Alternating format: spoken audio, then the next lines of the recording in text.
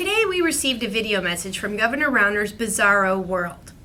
It's getting hard to take him seriously when what he presents as fact has so little basis in reality, but these are strange times in the state of Illinois. First of all, he's the governor. He's abdicated his leadership responsibilities, and for 3 years in a row, he has refused to meet his constitutional obligation to introduce a balanced budget to the General Assembly for their consideration. Just last week, Governor Rauner killed the Senate's grand bargain. This crisis is 3 years in the making, and it belongs entirely to Governor Rauner. He owns it. Maybe everyone needs to be reminded what Governor Rauner said in March 2013 about his plans for our state.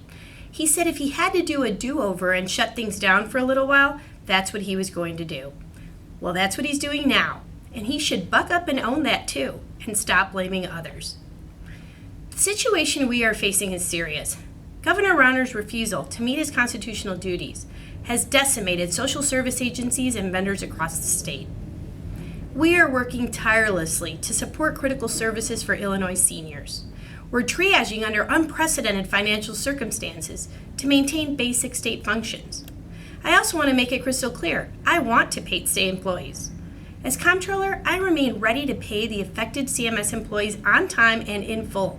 The only obstacle is CMS's refusal to use funds specifically designated by the General Assembly for that purpose, the very same funds they used without concern under the previous Comptroller.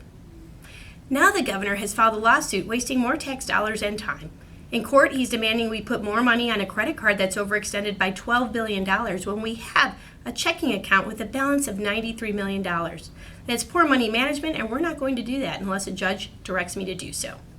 We've established a legal path to pay employees using dollars that were legally appropriated.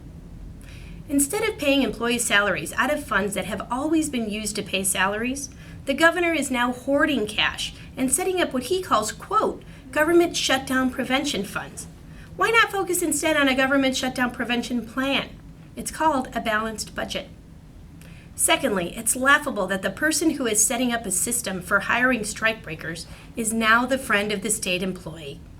Governor, you've disparaged and marginalized state employees since before even taking office. Please don't make it worse by also insulting their intelligence.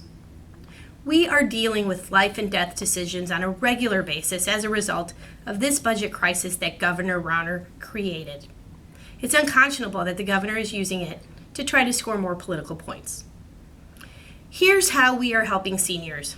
After I took office in December, I directed staff to prioritize nursing homes, medical services, hospice care, and ambulatory and other transportation services for people with medical issues. Since then, we have facilitated payments of more than $110 million for community care and the Department of Aging. On February 24th, I released $25.9 million to help service providers that work with seniors. The governor, on the other hand, proposed cutting funding for the community care program and kicking 40,000 elderly people out of the program and forcing them into Medicaid facilities. That's the real Bruce Rauner, not the Twitter version. In closing, I would suggest that the most efficient and cost-effective way to address these and a wide range of issues would be for the governor to introduce and help pass an actual budget.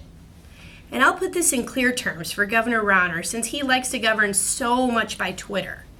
#DoYourJob.